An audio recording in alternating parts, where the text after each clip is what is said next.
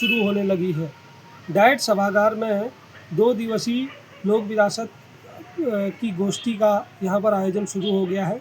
2 दिन तक चलने वाली इस गोष्ठी का नाम फसक रखा गया है, जिसमें प्रदेश भर के भाषा के ज्ञाता, जिसमें कुमाऊनी, गढ़वाली, जौनसारी और रंग भाषा के विशेषज्ञ यहाँ पर पहुँचे हैं और अपने अपने व्याख्यान प्रस्तुत कर रहे हैं।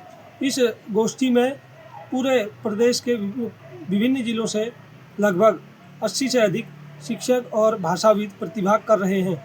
इस गोष्ठी से यह लगता है कि गोष्ठी के बाद अब लोक भाषाओं को जल्द ही माध्यमिक और छोटी कक्षाओं के पाठ्यक्रम में भी शामिल करने की उम्मीद बढ़ गई है, जो कि एक सुखद पहलू है, जिससे लोक भाषाओं के संरक्षण और शिक्षा को नए आयाम मिलेंगे। इस गोष्ठी से जो चर्चाएं हो रही है, उससे यह निकाला जा रहा है कि लोक भाषाओं में कई चीज़ें ऐसी हैं जिससे पाठ्यक्रम और पढ़ाई को आसान बनाया जा सकता है। उन चीज़ों का चयन भी इस गोष्ठी के माध्यम से किया जा रहा है। सबसे पहले तो मैं डाइट बागेश्वर द्वारा आयोजित इस महत्वपूर्ण संगोष्ठी में सहभागिता के लिए डाइट का आभार प्रकट करती हूँ।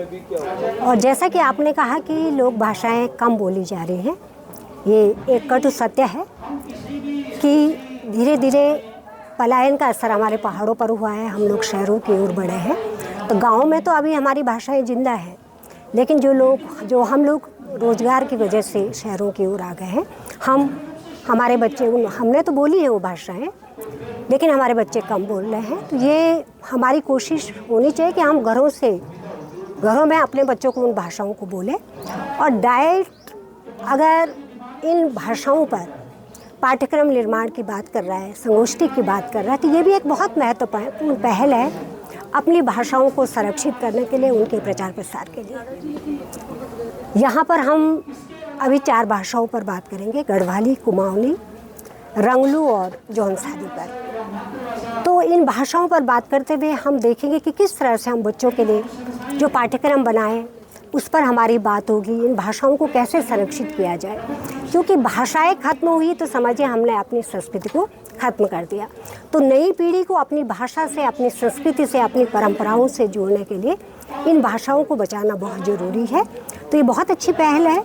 और इसके साथ साथ कि जो हमारी इन भाषाओं में जो कार्यक्रम होते हैं, चाहे वो मंचीय प्रस्तुतियाँ हैं, संगीत की हैं, ये भी हैं, या लेखन के माध्यम से, या प्रिंट मीडिया और इलेक्ट्रॉनिक मीडिया के माध्यम से भी हम इन भाषाओं का प्रचार प्रसार करके इन भाषाओं का जो लोक साहित्य है उसके प्रचार प्रसार के माध्यम से भी इनके संरक्षण का प्रयास कर सकते हैं। तो मैं पुनः कहना चाहूँगी कि डाइट की इस 2 दिवसीय संगोष्ठी बहुत महत्वपूर्ण है और ये उसी दिशा में एक बहुत बड़ी पहल है। धन्यवाद। सर, हम यहाँ पर राष्ट्रीय शिक्षा नीति के तहत डाइट बागेश्वर में भाषा उत्कृष्टता केंद्र के तहत एक 2 दिन का सिम्पोजियम कार्यक्रम कर रहे हैं, जो उत्तराखंड की लोक भाषाओं पर है।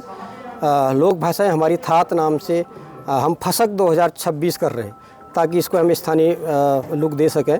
इसमें पाठ्यक्रम में कक्षा 1 से लेके 12वीं तक के विद्यालय पाठ्यक्रम में लोक भाषाओं को किस रूप में पढ़ाया जाए, किस रूप में भाषाओं के माध्यम से शिक्षण व्यवस्थाएं को संचालित किया जाए। और राष्ट्रीय शिक्षा नीति जो 30% स्थानीय पाठ्यक्रम को सम्मिलित करने की बात आ रही है, उसमें किस तरह से सुझाव आएंगे विद्वानों के, उसके लिए हमने यहाँ पर एक गोष्ठी आयोजित की है। हमारे बीच में चक्रौता जौनसार भावर से जौनसारी के विद्वान यहाँ पर हैं, रंगलू से, धारचूला से हमारे बीच में हैं, और अल्मोड़ा, पिथौरागढ़, नैनीताल से हमारे बीच में कुमाऊनी भाषा के विशेषज्ञ यहाँ पर हैं, और साथ ही गढ़वाल क्षेत्र से, देहरादून से लेकर टेहरी, रुद्रप्रयाग से भी हमारे विशेषज्ञ यहाँ पर हैं। तो हम इस पाठ्यक्रम निर्धारण की क्या प्रक्रिया होगी, इसके सुझावों को संकलित करके SCERT को भेजेंगे। रंगलू भोटिया भाषा, जिसे अब रंगलू कहा जाने लगा है, वैसे भोटिया और शौका भाषाएं, तो उसको रंगलू कहा जाने लगा है। तो उन पर मंथन चलने वाला है, और यह मंथन क्रियात्मक रूप से सामने आएगा, केवल भाषणबाजी और व्याख्यानबाजी तक सीमित नहीं रहेगा, बल्कि एक ठोस कार्य पद्धति इसके पीछे है, और इसीलिए सिम्पोजियम के रूप में इस कार्यक्रम को रखा गया है। अगर आप ये वीडियो YouTube पर देख रहे हैं तो हमारे चैनल को सब्सक्राइब कर बेल आइकन दबाएं, और Facebook पर देख रहे हैं तो हमारे पेज को लाइक करें।